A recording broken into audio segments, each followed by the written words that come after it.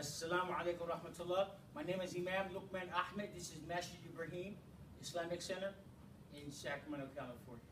We just got finished praying Salat al-Fajr, and the question was, who should speak for Muslim Americans? And the answer is that we speak for ourselves. We're Americans, we're independent, we're free people, and nobody has the authority of the religious community to speak for all Muslim Americans. I'm the Imam of this masjid. We pray every day.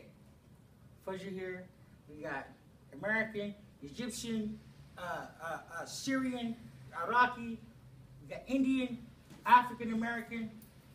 We have all the different nationalities represented, and still I speak for these brothers when I'm here on this rug, leading Salat. I make dua for them, I lead the prayers, but that's the extent of it. This is America. There's a separation between church and state.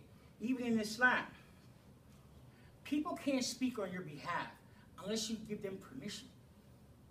And we're Americans. We don't like people to talk on our behalf. You can't come and speak on behalf of the entire Muslim community, and you're only representing a small portion of them. It has to be due process under our Constitution, and at least according to Islamic rules. Let people speak for themselves, because we are a diverse community in America. This is not one Muslim America. Everybody has their own version of Muslim America. Ahmed has a version of what he likes to do. He likes to play soccer. I hate soccer. I don't even like football that much, except for the Eagles. This brother coaches somebody. He does something. He does something. We all do something different. We represent ourselves, and what's important is that we have to make a separation between religion and politics. As long as religion is following politics in this country, as far as Muslim Americans, we're going to always have these idiotic questions. Who's going to speak for Muslim Americans? We're not a tribe. We're not an army within America. We are people who came here through different paths. Some came here through slavery. Some came here for a refugee status. Some people came here to work. Some people came here to find a wife. We all came here different places through different methods. And we're okay with that. But we're all Muslims. So when you talk Islam, you have to talk the reality of what Islam stands for. If you talk America, you have to talk the reality of what America stands for.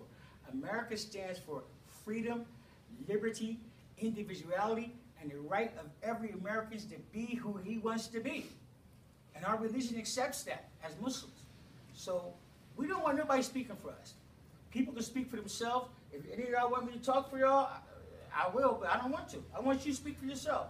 Imagine what you speak to yourself. I will go forward and speak for yourself. I want people to speak for themselves. That's the American way. So the fact that we're raising the question, who should speak for Muslims in America, tells us how far behind we are in really understanding the reality of who we are as Americans and who we are as Muslims, because it goes against both premises of being an American and being a Muslim. In America, we elect leaders. That's a democratic process, whether you agree with it or not. This is what we sign off on. If you want to vote, vote. If you don't want to vote, you don't have to vote. But we elect leaders to represent us as far as our politics, as far as our imams. People can go to any masjid that they want to. And many of these brothers, they go to different masajid, part of different communities. You know, we come together for prayer and for unity and for brotherhood and for sisterhood and to learn from each other's cultures. So that's all I had to say. Hopefully I'll get my 2 cents in.